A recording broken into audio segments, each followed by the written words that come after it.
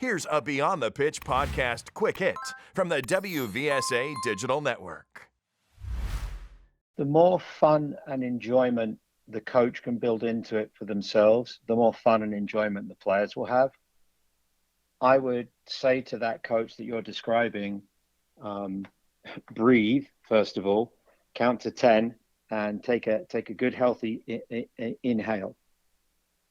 Your soccer knowledge, your lack of it, your perceived lack of it, you perceive you maybe have a lack of knowledge, your perception that you have a lack of experience running children of this age, put that to one side. Most grassroots coaches are parents themselves, so they know the crazy things that 6-year-olds do and the crazy things that 8-year-olds do. And they will do those in the soccer environment or in the youth sport environment.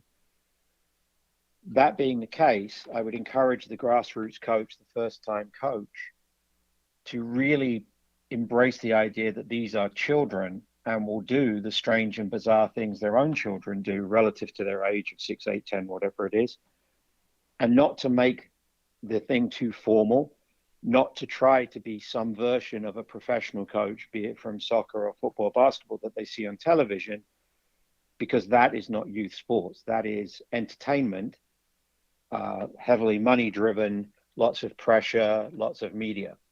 When you take a group of young children out onto the field with some soccer balls, the soccer balls are to some extent the props by which you create an environment where the kids are moving, hopefully collaborating, having fun, and moving about. And your sessions don't need to be more than an hour from start to finish if you've got a good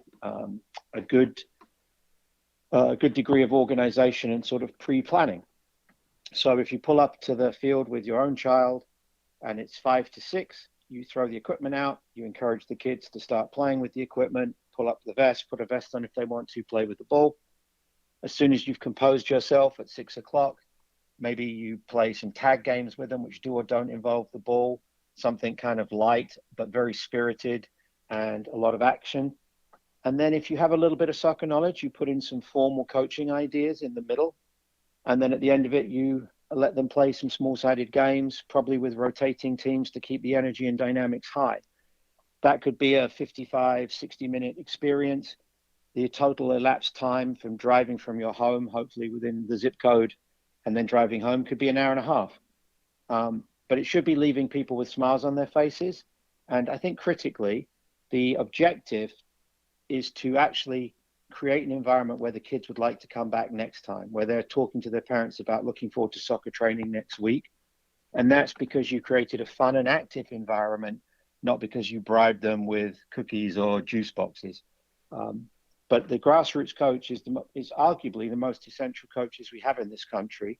I agree with you that sometimes they're underserved, but of course, sometimes they don't need all of the bells and whistles of a competitive coach and things like that. So as long as the club and the association can offer some support structure for the grassroots coach, I really think it can be a very, very fun and positive experience.